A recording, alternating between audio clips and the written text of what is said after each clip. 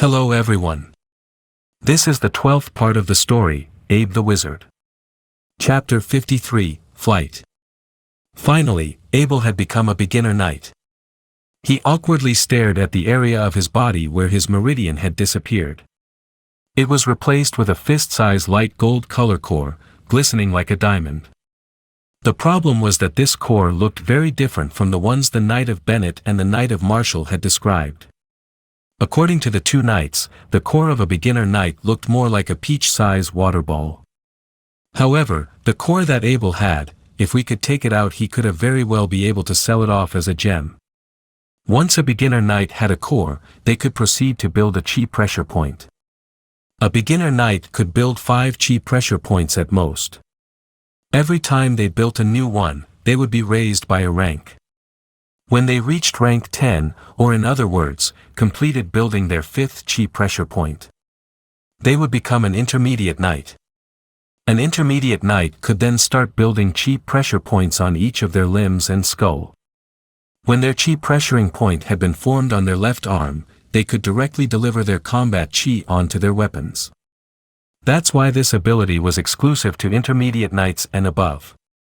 By that point, the intermediate knight would become very powerful. It could not only make his weapons sharper, but he could also more easily strike his combat chi directly into his opponent. A unique property of combat chi was that it had a strong excluding tendency. If it was in its owner's body, it could make the person strong. However, it could be a disaster if it had got into another person's body. It could nightmarishly corrupt and destroy every single organ. The only way to stop this was to exclude the other person's combat chi from the body, which could be achieved by unleashing your own combat chi, using expensive drugs, or if you were lucky, a strong resistant body could also do the trick. When the intermediate knight had built a chi pressure point in their skull and all 4 of their limbs, they would have 10 chi pressure points in total, each connecting to the core through a combat chi network. From then on, the core of the knight would become stronger and more secure. These network between the core and the chi pressure point was like a highway, allowing the much more combat chi to travel through the body. This allowed the elite knight to shoot out combat chi from his body. As these networks got stronger, the further he could shoot.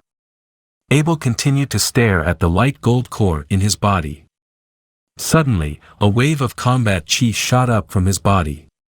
He was shocked to discover that his combat chi was also a light gold color. When he got back to the castle, he had to ask the Knight of Marshall about this. The color of the combat chi couldn't be tricked. If he were to use it, it would attract a lot of people. Therefore, he needed to know what was going on first. Abel retracted his combat chi and decided to test out his control power on a tree nearby. At first, he overused his power a bit and knocked down the tree. But as he practiced more, he gained more control over his exploding power. If Abel took out the food off the warhorse. Then, he started a bonfire and prepared some simple meals. It was funny how even if Abel had not eaten anything for 2 days, he had not felt a single bit of hunger during that time. Only, when he remembered it was time to eat, he realized his stomach was empty. White Cloud was not afraid of fire. When he saw the bonfire, he sneaked his head in to see what Abel was eating. Abel could not feed White Cloud directly, he only threw the food in its mouth. The food was gone before White Cloud could taste anything. After the meal, Abel took a look at the condition of White Cloud's injury. Luckily, it was not too badly injured by the combat chi. The only trouble was the attribute of the combat chi. However, since White Cloud's body was so huge, and with the assistance of special medicines, most of the combat chi had already been excluded from its body. Now, the wound was beginning to heal. Abel thought White Cloud could fly again very soon. Just thinking about it gave Abel a burning excitement in his heart.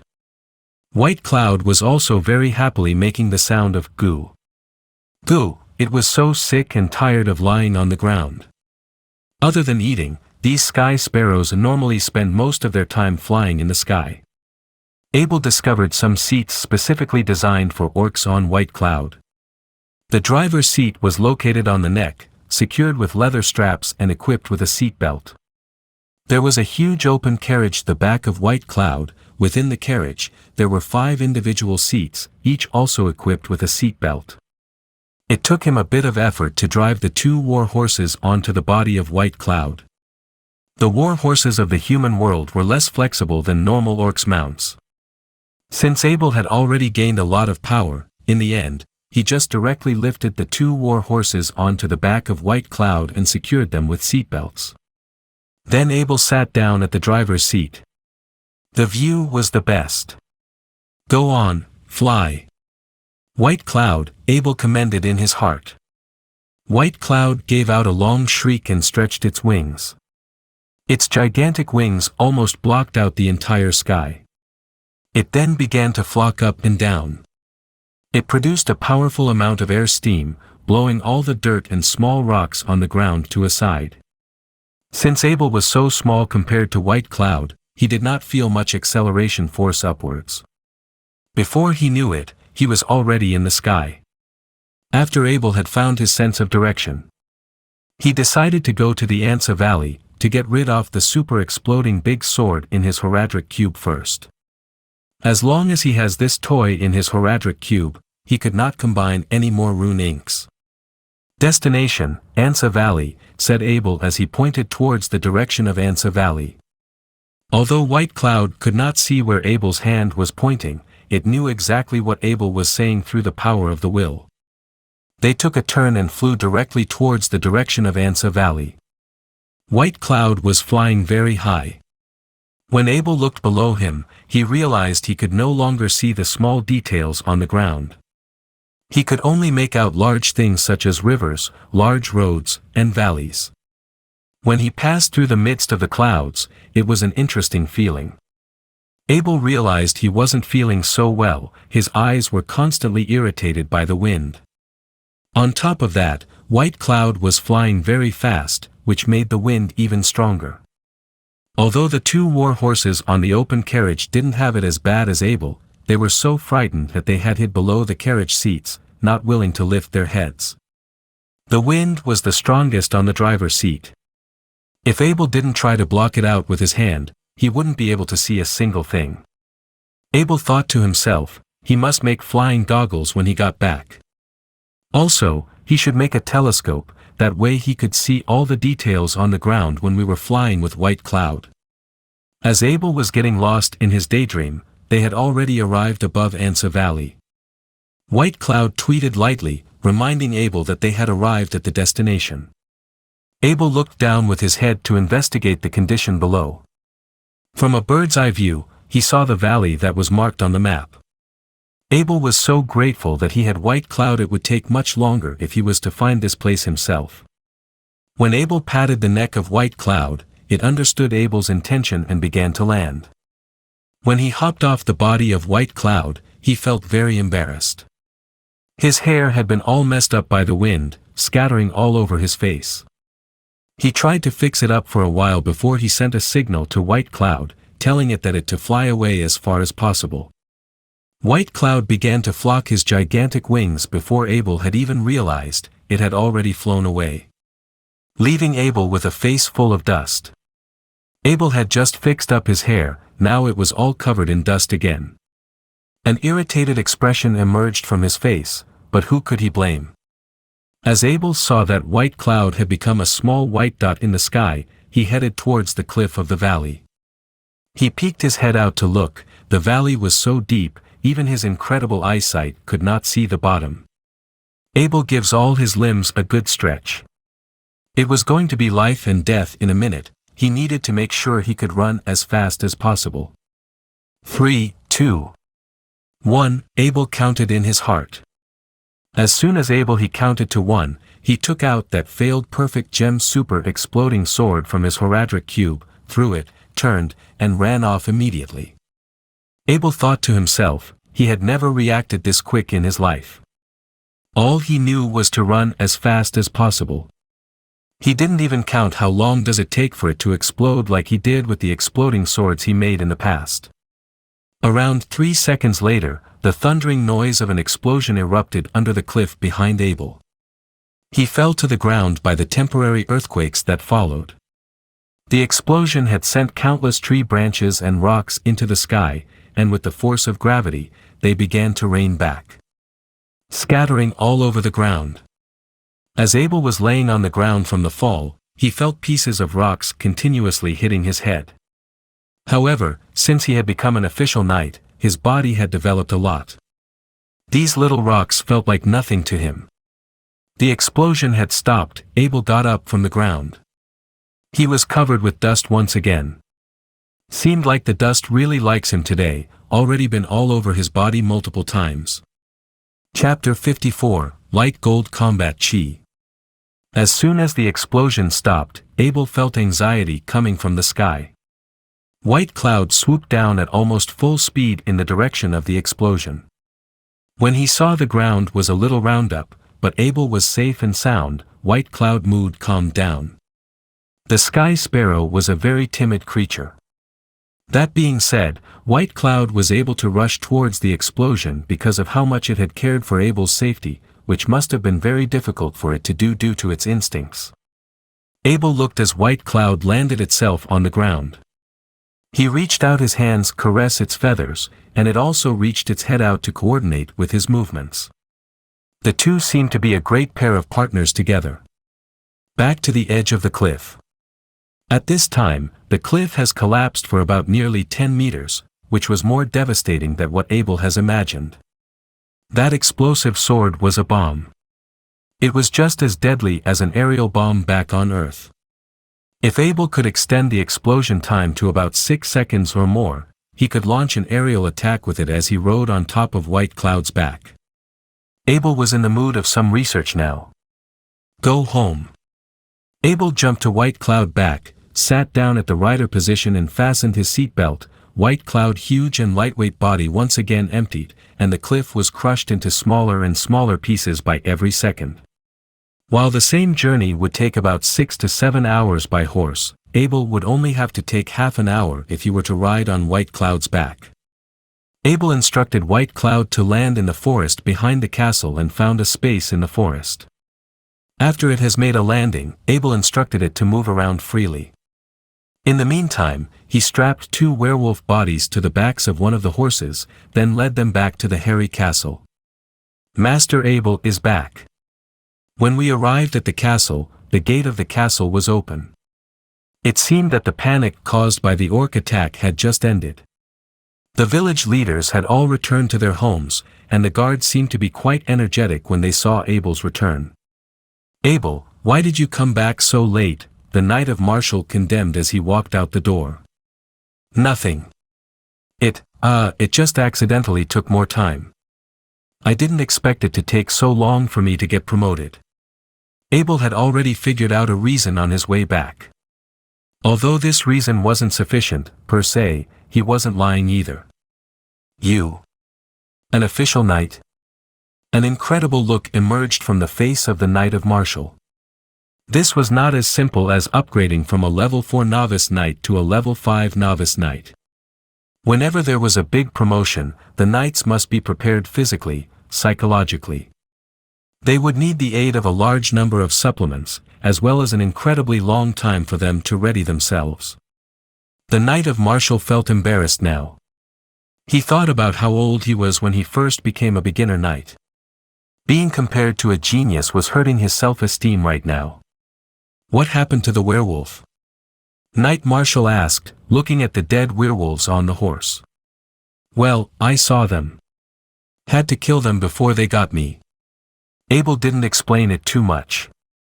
He wasn't going to talk about how much of an advantage he had in that fight.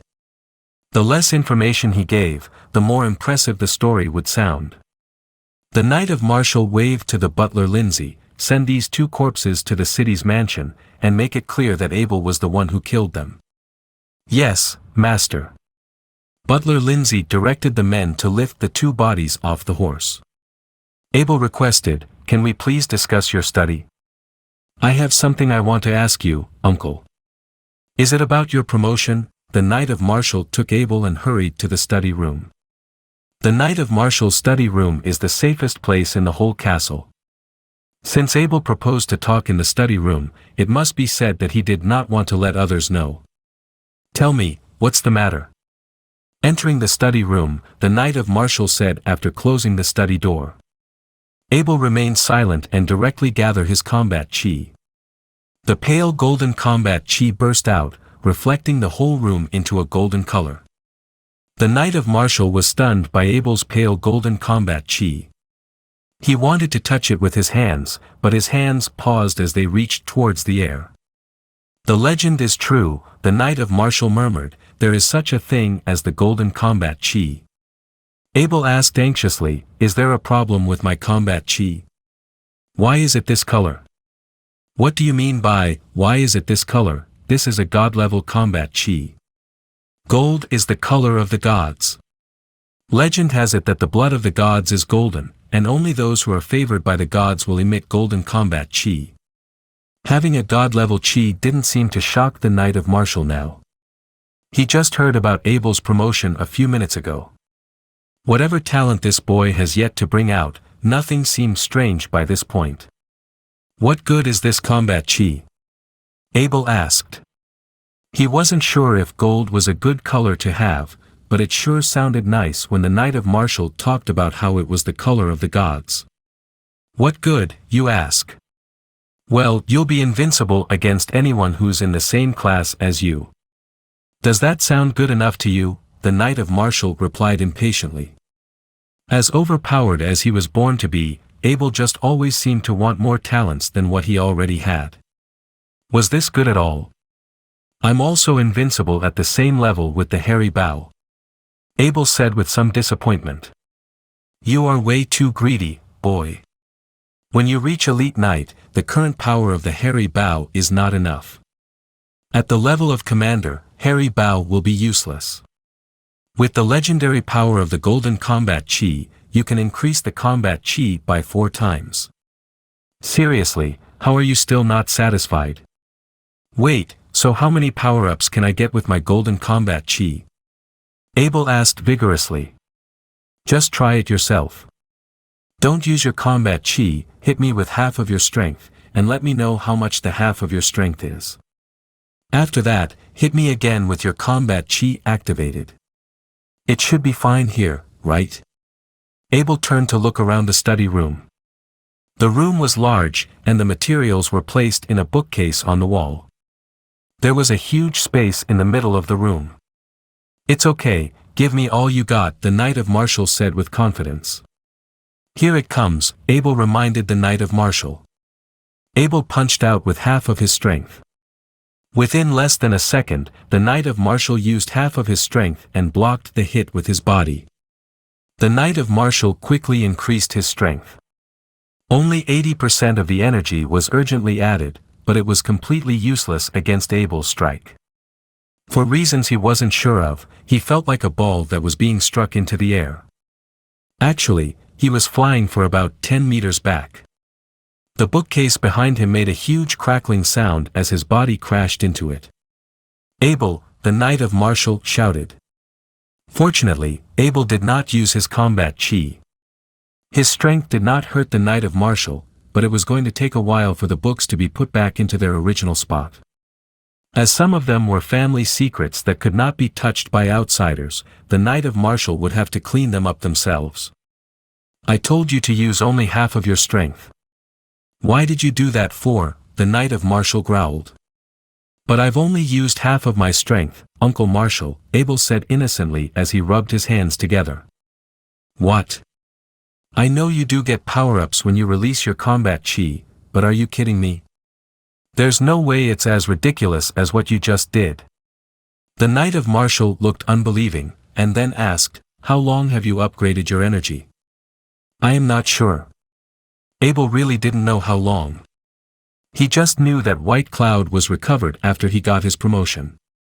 How could you not know? The Knight of Martial was already a little mad at this moment, and Abel's innocent expression made him even angrier. "I think I had a breakthrough when I was promoted." "You know, you can't track the time you have a breakthrough," Abel explained. The Knight of Martial knew as soon as Abel brought up the word breakthrough. He knew that he was doing Abel wrong, but he just couldn't stop being triggered when he heard the words, "you know," coming from Abel's mouth. Abel has made it sound like he knew what a breakthrough was supposed to be like, but he has never had a breakthrough for his entire life. Take another punch with 10% strength. Remember, it's 10% strength. Don't get it wrong this time, Knight Marshal warned carefully. Rest assured, although I'm not too good in controlling my strength, it should not go wrong. Abel's tone was very serious. When the Knight of Marshal heard Abel's statement, he silently increased the power he intended to use on defense from 60% to 100%. Abel's fist seemed to be weak. Seriously, the strength of 10% was the strength to gently wave his hand. When his fist hit the Knight of Marshal's body shook slightly. Chapter 55, Power Enhancement. The Knight of Marshal secretly rubbed his back with his hand, very strong. Abel. That was about 200 pounds of force right there. After a long period of body transformation, all of Abel's skin, muscles and bones were now thicker and tighter than ever before.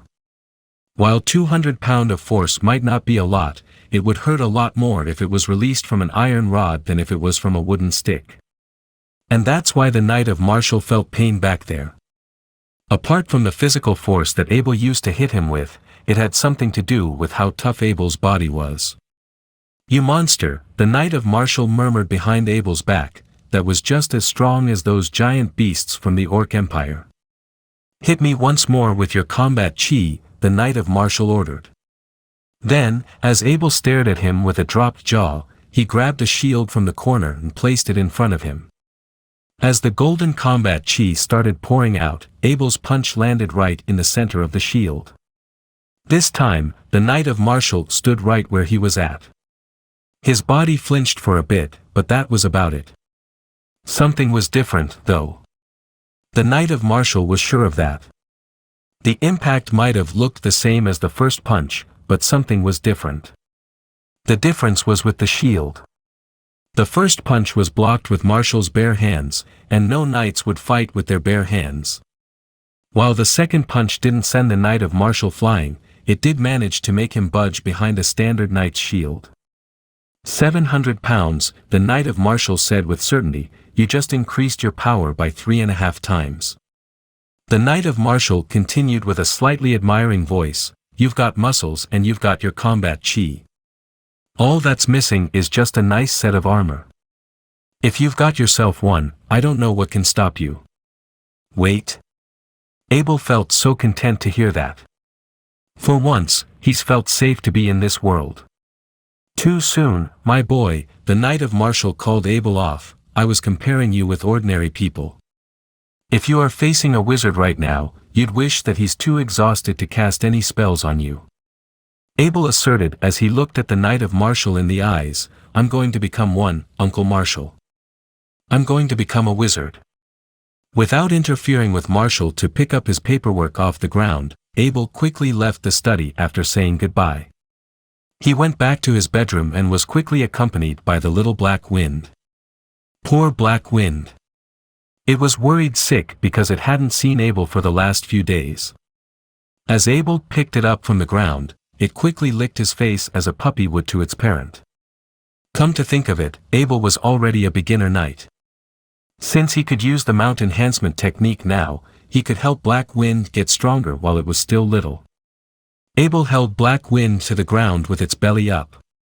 As it was wiggling its tiny body, Abel chanted out a spell that made him aware of everything about its physical condition. He then injected his golden combat chi into his hand, then started rubbing Black Wind's body with it. Black Wind closed its eyes as it enjoyed being massaged like this. Combat chi was a very volatile substance. Because of how erosive and destructive it was not advised to be injected into any living creature other than its creator. That being said, the negative effects of combat chi could be neutralized when the orcs prayed to their gods. How such methods worked was quite complicated in itself, but generally speaking, what the mount enhancement technique could do was to synchronize a mount with its rider. This would make it harder for the combat chi to have much of a rejecting effect on its intended target. While the effect of such a method was not effective in the short, the long-term effect would be irreversible for the mount itself. The Knight of Martial waved at Abel as he went to the dining room. "I forgot to tell you something. The Edmund's boutique shop just sold off all the weapons you've put up on auction. When you have the time, go collect the gold that you're supposed to receive." "Yes, Uncle Marshall. Another thing. Viscount Dickens just asked us to visit his house. The intel we sent him was, well, it was very, very useful for us," the Knight of Martial continued with a laugh. "I think he's inviting us over to talk about our rewards." Abel asked in a worried tone, "Would that map be good enough to, say, be granted a lord? In this world, if someone's war glory was falsely claimed by another, the act itself would be looked down upon and be punished by the state's law. Because of this, Abel's act of finding the parchment map was very clearly ruled out from the Knight of Martial's war achievements. That being said, everything that happened after the discovery of the map was up to negotiation. And that's what's so special about Abel. If he wasn't a master blacksmith, Viscount Dickens wouldn't have asked for his input on this matter. The Knight of Martial would have been to collect all the rewards. The Knight of Martial knew this, of course, and understood that Dickens was trying to avoid offending a prodigy like his foster son. "It's okay, Abel," the Knight of Martial said in a reassuring tone. "Viscount Dickens is a fair man. I'm sure that you will get the reward that you deserve. Let's go tomorrow, then. We'll go to Edmund's boutique shop on our way." Speaking of the Edmund's boutique shop, Abel remembered that he needed some supplementary potions for his official knight's training. If drinking supplements could help him get through his novice knight's training a lot faster, the same method could be applied to helping him get through his current training. Abel ate a lot that night. While he missed the diet inside Harry Castle, the Knight of Martial was looking to change the family's menu. Now that Abel was a beginner knight, regular meat wasn't quite enough to help him advance to the next state. Fortunately enough for them, Harry Castle had a lot of income from the weapons store and the blacksmith shop. Feeding two knights wasn't an issue here. The biggest expenses for a knight were the weapons and equipment. Since Abel was a master blacksmith himself, he could pretty much make whatever that he wanted to use. As for armor, that was even less of a problem for him. Since he was still growing, a new armor would just be unwearable after a few months. Luckily for him, it was a relatively peaceful time now. He could wait until he couldn't grow any taller. The Knight of Martial thought about his weapon collection and started laughing out loud. Despite how much income Harry Castle was making, he didn't have to spend a cent to make his weapons. Technically speaking, he didn't even pay for his two magic weapons. Once Abel came back, he could even have him make a new set of magic armor for him. As for the Blazing Sun armor, he didn't care if those old men in Bakong City kept it for themselves. If Viscount Dickens gave Abel the title of a knight, Marshall would have loved it. Abel was also granted his territory. The more successful Abel was, the further the Harry family's influence would stretch. Just thinking about it made the Knight of Martial want to sing a song. Meanwhile, Abel had no idea what his foster father was thinking about. He just thought that Marshall was getting overly excited for no apparent reasons. Maybe Uncle was still recovering from that hit in the study, or so he thought. The two didn't say much during dinner. Instead, they just sort of drowned in their thoughts as they chewed on their food. As Abel came back to his bedroom, he saw that the black armor that was on the war horse was delivered to him. He practiced his knight's breathing techniques for a bit, but the chi that he gained was not quite in the amount he was looking for. Such progress was not uncommon amongst official knights. Once the rank of beginner knight was attained, it would take years and years of effort for one to move on to the next stage. It was like grinding a pin from a piece of rock, to put it simply. While it was getting kind of hot the next morning, the Knight of Martial and Abel decided to ride off a lot earlier than they normally would. They were right to do this, as the sun was starting to get hot when they had reached the Harry Castle's dacha inside Harvest City. The Knight of Martial decided to stop for some cleanup. As he took Viscount Dickens' invitation very seriously. He had already asked the butler Robin to prepare a bath for him. After he and Abel took a bath and changed into their suits, they then left off to the city lord's estate. This marks the end of part 12 of the story, Abe the Wizard. Thank you for listening. Please like the video and hit the subscribe button to listen more. Hit the bell icon to get notified of all the new content uploaded to the channel ASAP.